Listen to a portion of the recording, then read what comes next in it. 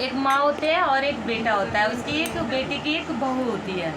तो वो जो बहू होती है वो थोड़ी ना वो होती है, मतलब गुस्सेल, उसको पूजा पाठ बिल्कुल पसंद नहीं था। जो माँ होती है वो शिव चर्चा की बहुत बड़ी दीवानी होती है। कहीं पे भी किसी भी जगह पे अगर शिव चर्चा हो रही होती है तो वो शिव चर्चा में जाती ही जाती है।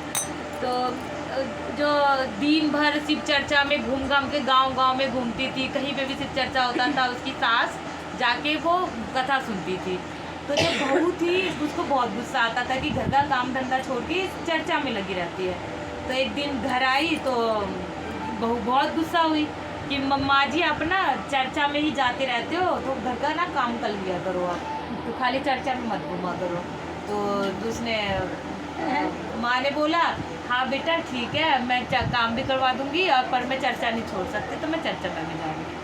तो फिर उसको बहू को बहुत गुस्सा आया। तो बेटा आया रात में तो बहू बोलती है आपकी मम्मी है ना गांव गांव ना भटकती रहती है, घर घर सबके जाके बैठती है, ये कोई अच्छी बात थोड़ी ना है।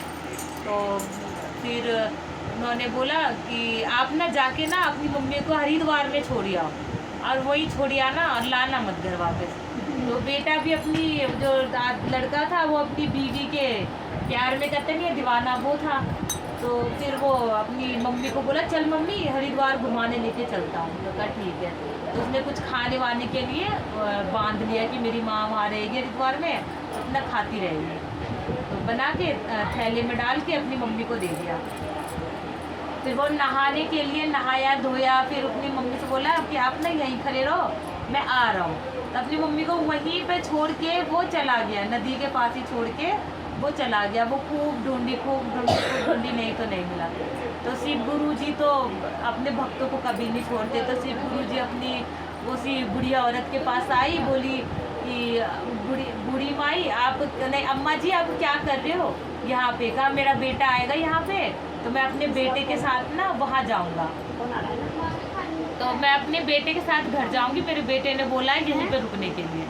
तो फिर भोलेनाथ तो बोले जब आपका बेटा आए ना तो वापस चले जाना, आप मेरे साथ चलो। तो अम्मा बोली ठीक है मैं आपके साथ चलती हूँ। तो वो भोलेनाथ के साथ चली गई। तो भोलेनाथ ने एक बहुत ही सुंदर महल सोने का बनवा के उस बूढ़ी माई को दे दिया कि ये महल में रहो, ये महल आपका है, ये महल जब तक चाहो जब तक रहो। तो वो अम्मा उसी में रहने लग गई। वहाँ पे दुनिया भर के नौकर चाकर, और वो वहाँ पे एक महारानी की तरह रहने लग गई। तो जो बेटा था वो मतलब बहुत दिन हो गए तो उनको उसे ना अपनी मम्मी की याद आई। उसने अपनी बहू से बोला कि मुझे ना माँ की याद आ रही है, पता नहीं वो हरिद्वार में कैसे रहती होगी। तो वो जो बीवी बोली कि रहने दो ना, आपको क्या करना है, जहाँ है जैसी है उसको वहीं छोड़ दो, मत लाना घर। तो उसको बहुत बुरा लगता है कि मेरी माँ के बारे में ये ऐसे ऐसे बोलती है इतना होने के बाद भी। तो अब उसको अपना धमका